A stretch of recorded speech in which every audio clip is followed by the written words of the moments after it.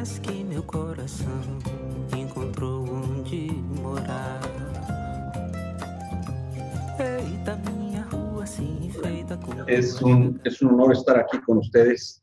Y pues sí, soy orgullosamente mexicano, soy Puma, salí egresado de La Raza, el Centro Médico La Raza, y después pasé un tiempo en Inglaterra, en un fellow, regresé, fui a cancerología por una temporada, donde el mayor enfoque siempre ha sido los estudios con agentes biológicos. Ese es lo que más me ha apasionado, y he estado trabajando en eso por 30 años. De ahí, por diferentes razones, terminé en California trabajando con pequeñas moléculas. Trabajé con carfilzomib, también en lo que es carfilzomib en Revlimid, dexametasona, para hacer los estudios de registro con esa combinación en mieloma múltiple, y de ahí pasé a Biomarin para trabajar en talazoparib. Diseñé los primeros estudios en humanos con talazoparib, y ahora van a presentar más estudios de fase 3 con Embraca o Prugo, y después de ahí decidí cambiarme de California y vine a la costa del este para trabajar con Bristol Myers en el 2011, que empezaba todo el asunto de la inmunoncología, y ahí lo que quería hacer es trabajar con los nuevos inhibidores, los checkpoints, particularmente con nivolumab, y tuve la fortuna de trabajar con el LAG3 y con CXCR4, y esos son los productos que más manejé, aunque todo el mundo en BMS trabajamos siempre con algo, con IPI, NIVO o KIR, o siempre trabajamos con alguna otra molécula. Pero esto, todo el mundo conocemos ahora cuál es el beneficio de los checkpoint inhibitors, y la siguiente generación es cómo hacemos para que esos checkpoint inhibitors tengan una mayor actividad en cuanto a la respuesta que podemos observar con ellos. Y para eso es que he trabajado con péptidos, vacunas de péptidos, con el virus oncolítico que hacía referencia Francisco, y ahora estoy en esta compañía que se llama Vaxis, donde lo que sigue en la evolución, al menos en mi pensamiento, es neoantígenos, y eso es lo que estoy haciendo. Si pasamos a la siguiente.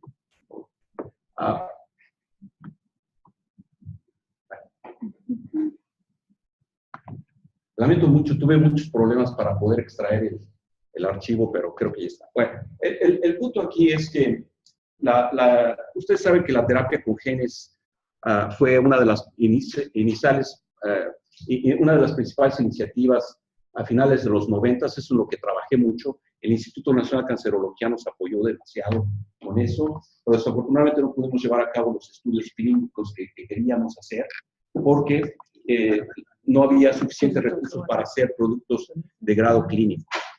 Pero esa terapia con genes que nadie pensaba que iba a utilizarse, ustedes saben que ahora se ocupa para modificar las células, lo que le llamamos CAR T-cells y las TCRs.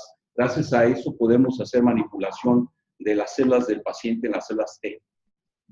En el contexto de la inmunoncología ahora, que eso es lo que van a ver en este congreso, y voy a tratar de hacer un resumen de lo que se va a ver en este congreso, lo que más nos interesa es... ¿sí se puede?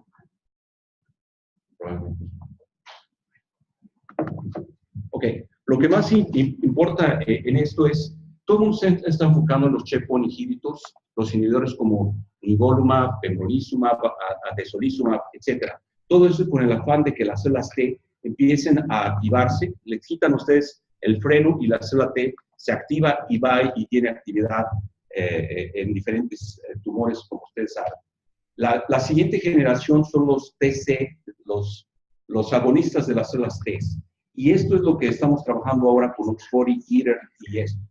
El problema es que no todos los tumores tienen células T dentro del tumor, dentro del microambiente.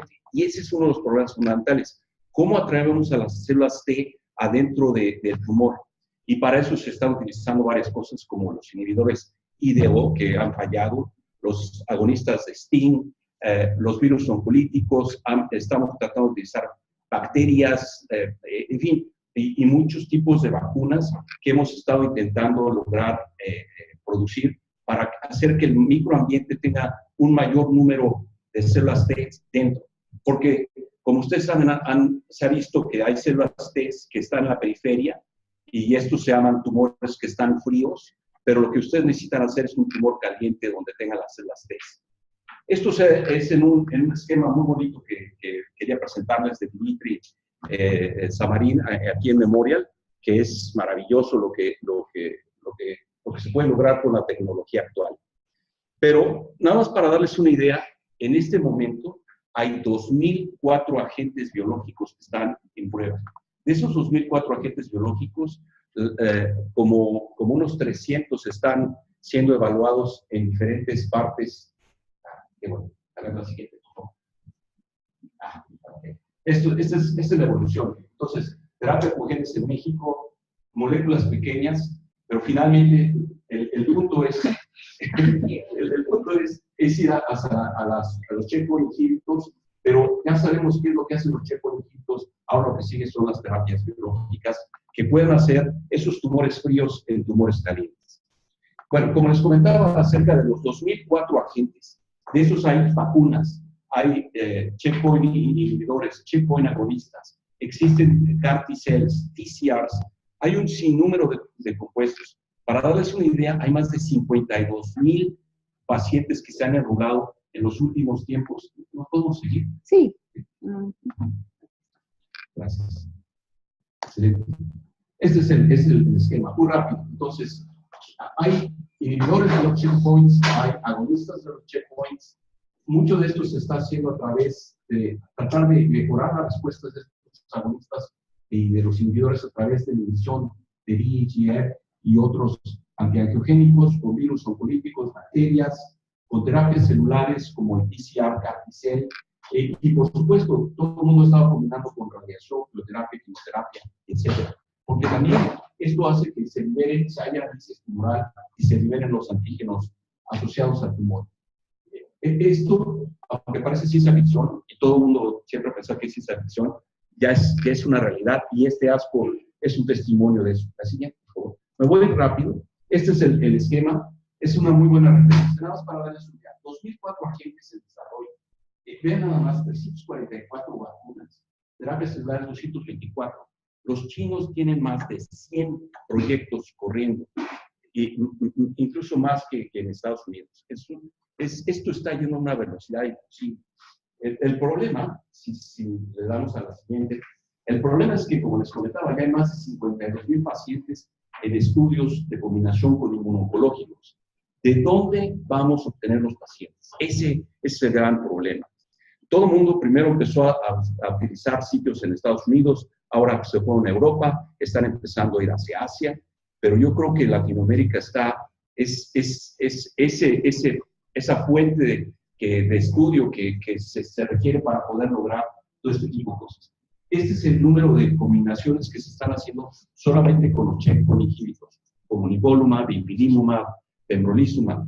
Pero esto, imagínense, cuando se abra a CAR T-cells, a otros agonistas y a otras vacunas. Vamos a necesitar mucha ayuda para poder llevar a cabo estos estudios. Así que, lo que van a ver en ASCO, este ASCO, quiero enfocarme nada más en puntos importantes, va a haber una lucha de titanes acerca del uso de inmunoterapias en primera línea en pulmón. Ese es el gran mercado que se está buscando por las grandes compañías. Hay algo de CAR T-cells y de TCRs, que son, ya les voy a explicar cuál es la diferencia, y por supuesto todo tipo de combinaciones inmunológicas. Y voy a hablar algo acerca de algunos que me han llamado la atención y que creo que son de las más importantes. La siguiente. Ustedes saben que ahora, para tratar de definir qué población ayuda a tener una mejor actividad con inmunoterapias, con los checkpoint inhibitors, es precisamente tratando de hacer que los tumores tengan una atención a PDL1 muy alta. Aquellos que tienen más mutaciones tienen más antígenos y por lo tanto van a tener mejor respuesta a los inhibidores checkpoint inhibitors. También ya saben que la inestabilidad microsatelital es muy importante y de hecho gracias a ese marcador Merck ha podido tener una aprobación con su pembrolizumab de tumores que son MSI high, y eso es algo que es verdaderamente relevante. Y finalmente, lo que les comentaba que es el fenómeno proinflamatorio, que a través de lo que le llaman expresión genética, hay varias firmas, existen otros como medidas para ver el score de las células T dentro del tumor, y sabemos que esos pacientes que tienen el fenotipo inflamatorio son los que van a responder mejor a los checkpoint inhibitors. Lo que pasa es que no me sé los números de los pósters que les quiero comentar, entonces sí lo voy a necesitar. Sí. Entonces, si ustedes quieren conocer más acerca de este tipo de marcadores y cuál es el valor pronóstico y predictivo de estos marcadores, esos son los pósters que hay que ir a ver. A mí el que más me interesa precisamente el día del domingo es el que va a presentar Doug Lee de Johns Hopkins acerca del uso otra vez de la inestabilidad microsatelital en cáncer colorectal. Ustedes saben que gracias a ese marcador es que ahora solamente con evaluar el MSI high en endometrio, en colorectal y en otros tumores, con eso ustedes pueden administrar pembrolizumab y está aprobado, no a través del uso de histopatología o a través de un biomarcador. Y hay otros estudios acerca de ver la tasa de mutación en diferentes tumores y cuál es la respuesta que van a tener, por ejemplo, a tesolizumab, Tecentriq, etcétera, y a otras en diferentes tumores. Pero a mí el que más me interesa es ver los datos nuevos de Doug Lee de Johns Hopkins. El siguiente. Ahora, como les comentaba, la gran fuente de información este año es primera línea en pulmón. La segunda línea es el año pasado. Como ustedes pueden ver, la respuesta en general a este tipo de agentes no va más allá del 45%, y eso solamente en pacientes que tienen una tensión de PDL1 muy elevada. Pero todo lo demás está alrededor del 20%. También estaba muy peleado en cabeza y cuello, en renal, en vejiga, pero no había nada en impacto celular, y eso es algo que les quiero platicar. La siguiente. Esta es la gran pelea. Hay tres estudios grandes que se presentaron en DCA. El Checkmate 227, que es la dupleta esta de nivolumab y ipilimumab, para tratar de controlar ese tipo de pacientes en primera línea. Y eso es también el 189, que es cisplatino con Alimta y más o menos el pembrolizumab. Y el Iron Power 150, que es atezolizumab, carbotax y más o menos Avastin, o Avastin más carbotax. Esos son los que se presentaron en ACA, la siguiente. Y hay diferencias. Dos son en no escamosos, el otro es no escamoso. Hay algunos que tienen EGFR con mutaciones, que solamente los de Roche evaluaron, y si tenían o no tenían crossover, o si tenían una carga de mutaciones muy elevada. Lo que les puedo platicar en general, en breve, es que 50% de los pacientes, la siguiente, 50% de los pacientes en esta primera línea responden a este tipo de monoterapias en los 3 estudios. Nada más, a lo más 50% de los pacientes. Y el 60% de los pacientes o más van a recaer o van a tener progresión en un año. Ese es el problema con esto. Y entonces, todo está muy bien, sí hay aumento de la sobrevida, menos los únicos que presentaron aumento de sobrevida fueron los del Kino con pembrolizumab. La siguiente, por favor. Y este es el de ipilimumab y nivolumab, que también igual, solamente hay un cerca de 43%, 43, no, menos, es el 27% de los pacientes tuvieron la respuesta, y como les comento, todo el mundo está progresando a 12 meses. Ese es el gran problema con esto. Entonces, ¿cómo van a justificar dar carbotax, Tecentriq y Avastin en un paciente si con pembrolizumab y quimioterapia pueden tener los mismos resultados? Ese es uno de los grandes problemas. Entonces hay muchas, van a ver ahora la siguiente. Lo que les recomiendo a todos los que les interese el pulmón, estos son los estudios que hay que ir a ver. Entonces, la siguiente resume, por ejemplo, cuáles son en primera línea no escamosos, en escamosos, y cuáles son el número de los estudios. Este es el número del abstract. Con mucho gusto les puedo pasar una copia de esta presentación si es que todavía podemos hacerlo. Lo que vamos a ver también es el uso neoadyuvante de quimioterapia, y es algo similar a lo que ya se vio con nivolumab en terapia neoadyuvante en pulmón y que salió publicado la semana pasada en New England Journal of Medicine. Esto es a donde va el campo. Pero volvemos a lo mismo. Menos del 50% responden y el 60% o más de los pacientes están progresando en un año. Entonces hay mucho por hacer todavía. Esto es algo que no van a ver, no vamos a ver aquí en ASCO, pero lo traigo porque esto es, el otro era el estadio 4, este es el estadio 3, pero igual, como ustedes están viendo, esto es la sobrevida libre de progresión, que sí se puede mejorar con los checkpoint inhibitors, y ya se salió un comunicado de prensa que habla acerca del mejoramiento de la sobrevida en esos pacientes. La siguiente. ¿Qué tal con hepatocelular? El año pasado esto no figuraba. Hubo aprobación por parte de BMS en hepatocelular gracias a ese estudio, el Checkmate 040, y en donde solamente el 20% de los pacientes tienen una respuesta. Sin embargo, la calidad de vida y la sobrevida de sus pacientes mejora importantemente, y por eso, gracias a este estudio, fue aprobado. Nadie más tiene aprobaciones al momento. Sin embargo, el pembrolizumab va a presentar datos, es el 4086. También va a haber una atezolizumab con Avastin de Roche, el mismo 4074. Y otro más que es muy interesante es el Levantin de nuestros amigos de ESA y pembrolizumab en esos pacientes también con hepatocelular, es el 4076. Aquí esto está empezando a transformar la manera en que vamos a tratar a los pacientes. ¿Por qué? Porque precisamente el Levantin acaba de ser aprobado en primera línea, entonces, y funciona mejor que sorafenib, aunque también es un inhibidor de VEGF y de otras quinasas. Se ha visto que es similar al menos a sorafenib en sobrevida, y es mejor en PFS o en PDP en comparación con sorafenib. Ahora, si lo ven, Levantinib versus Opdivo o nivolumab versus Keytruda, todos están más o menos en el mismo rango de respuesta.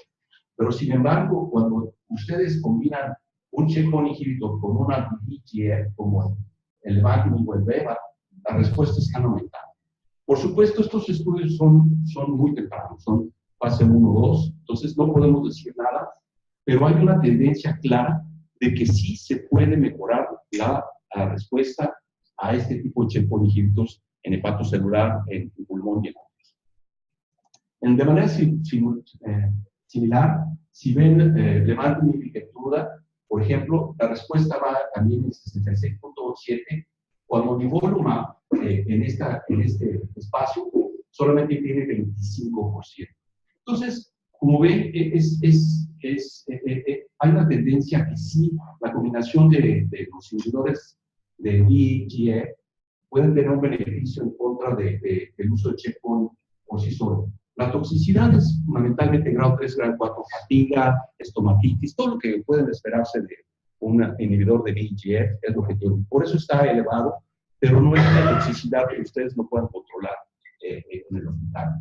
Así que, esta es la evolución que yo les comentaba. Yo creo que lo transformativo ha sido los checkpoints y los CAR T-cells en todo lo que sea en malignidades hematológicas. Lo hemos visto en leucemia linfoblástica aguda, lo hemos visto en linfoma no Hodgkin, y ahora todo el mundo está clavado en tratar de entender si podemos hacer esa combinación de los nivolumab con ipilimumab, tremelimumab, durvalumab, todo ese tipo de dupletas que se están tratando de hacer, y otro tipo de combinaciones. Donde vamos es a biosimilares y no biosimilares. También vamos para allá, pero es bioespecífico. Sí, eso es pero es bioespecíficos. Y a donde vamos también es a CAR T-cells. ¿Por qué los CAR T-cells y los TCRs? Ya les voy a platicar por qué. Y además, usted sabe que TIVEC de Amgen fue aprobado el año pasado para melanoma. Se inyecta es un virus oncolítico y esto ha abierto la caja de Pandora para poder utilizar más tipo de virus. Y hay de todos. Hay reovirus, dengue. A mí no me gustaría que me pusieran un dengue. Trabajé en Monterrey una temporada y vi dengue. No quiero un dengue. Pero herpes, río y otros existen aquí. Así es. Una de las cosas que me decía Francisco que les gustaría que platicara es acerca de ese estudio que hicimos en Canadá con paclitaxel y el virus oncolítico que es intravenoso contra paclitaxel. Hay datos interesantes de sobrevida con una toxicidad controlada. Sí les da como un flu-like, como un catarro en las primeras horas, pero en general es posible hacerlo. Sabemos que además de la lisis celular, genera un efecto proinflamatorio que puede controlar a los pacientes. Y hay una respuesta inmunológica importante. Ese es el estudio que está en fase 3, acaba de ser aprobado para llevarse a cabo por la FDA. Vamos a empezar a reclutar, bueno, ellos van a empezar a reclutar pacientes. Estaba trabajando para ellos hasta hace 6 semanas, entonces, pero les puedo platicar que sí se van a reclutar pacientes y ojalá y esto se pueda llevar a Latinoamérica, particularmente a México. Hay un póster preclínico que se va a presentar ahí.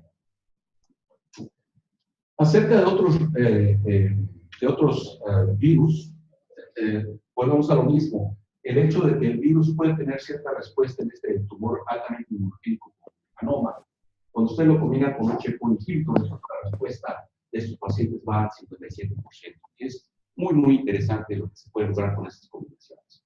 Y vean las respuestas de sus pacientes, es excepcional. Por eso fue aprobado. La siguiente.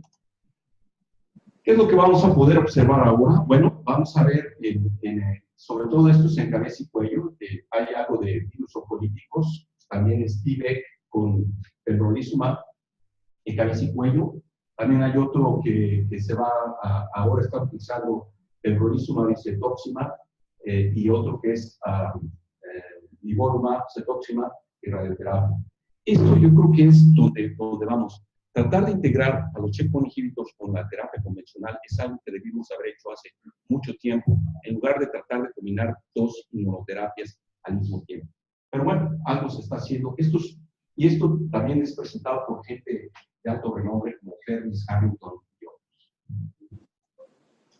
Finalmente, les voy a hablar un poco de los TCR y los CAR T-cells. La diferencia fundamental es que se extraen los T-cells de los pacientes, es autólogo, se modifican por medio de vectores virales y entonces ustedes pueden modificar los dominios de señalización o los ligandos, pero ese es el CAR T-cell, solamente puede pegarse a un antígeno de superficie que está sobreexpresado, un CD19 o CD22, etcétera, CD20, etcétera.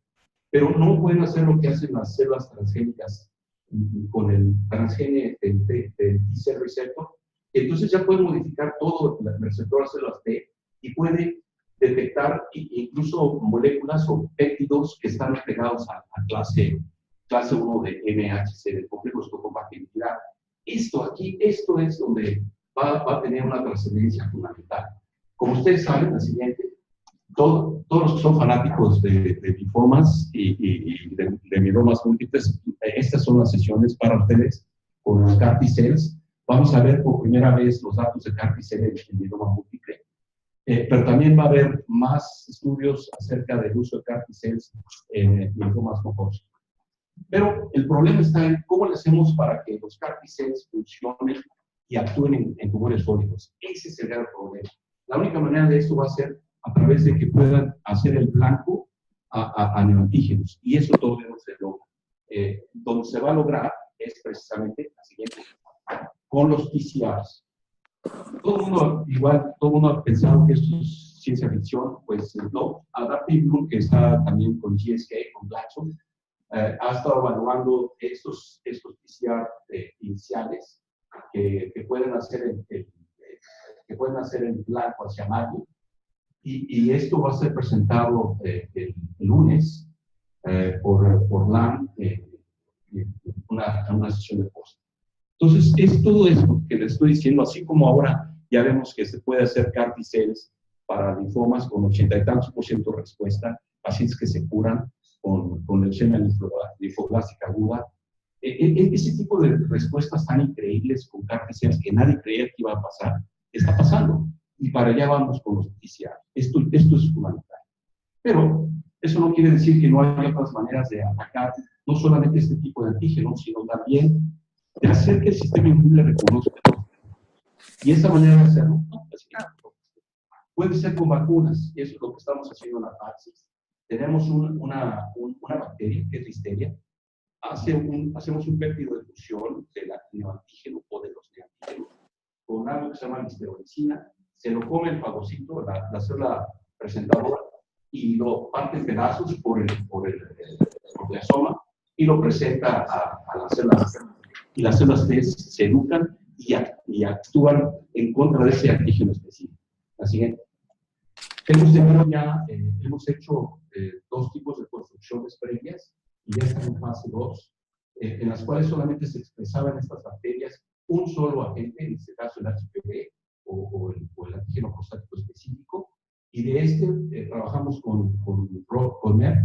La señora que vino, Yolanda, ¿qué? Castro. Mañana, el Keynote 046 con pembrolizumab y este vector, donde hay un aumento en la sobrevida de los pacientes con este tipo de próstatas, de cáncer de próstata refractario a castración. Pero esta es la primera parte, donde vamos y lo que queremos enfocarnos es a vacunas individualizadas que podamos expresar una gran cantidad de antígenos. Y eso, la semana que viene vamos a tratar al primer paciente. Y para finales de año vamos a tratar que es que pueden tener en la repisa. Son vacunas que están diseñadas específicamente para ciertos tumores, pulmón, vejiga, etc. Y esos vamos a tener una serie de 14 diferentes vacunas que sabemos que pueden activar importantemente la actividad en contra de mutaciones específicas que generan el antígeno. Esto pensamos que es algo más sencillo que hacer las CAR-T-cells o TCRs, y al menos tenemos la prueba de concepto con este tipo de agentes en los que solamente hemos expresado un solo antígeno. Aquí van a ser 2 antígenos del paciente, porque los secuenciamos, y allá van a ser lo que llamamos off the shelf, que los pueden sacar directamente de la revista. Y bueno, hay otras cosas de PARP inhibitors que si quieren ir a ver, ahí está el Embraca, que va a ser, otro grupo va a presentarlo, va a haber otros estudios también con Talazoparib, etc. Y otros estudios que son interesantes. La siguiente. Uno de los que más me interesa ver es ese de Nectar, que es un anti-CD122 en Igualma. BMS acaba de adquirir esa compañía en California. Creo que lamento mucho haber tenido tantos problemas con la presentación. Pudo haber sido más, con más lentitud, pero ojalá les haya dado un panorama de dónde estamos en este momento. Y todo eso que parecía ciencia ficción hace apenas 20 años, cuando llegamos, nadie creía que esto iba a pasar. Es interesante cómo hemos diversificado. Alguien ha hecho algo por la sociedad. A mí me ha tocado el camino más fácil, que ingresar a la industria y llevar a cabo estos estudios. Es más sencillo que tratar de abrir un camino completamente nuevo como Francisco o como René han hecho en México. Sin embargo, eso no quiere decir que no estamos buscando continuamente colaboraciones con el país y con otros países, pero particularmente con México, y eso lo hemos hecho antes. Ojalá esta vez no sea la excepción. Muchas gracias.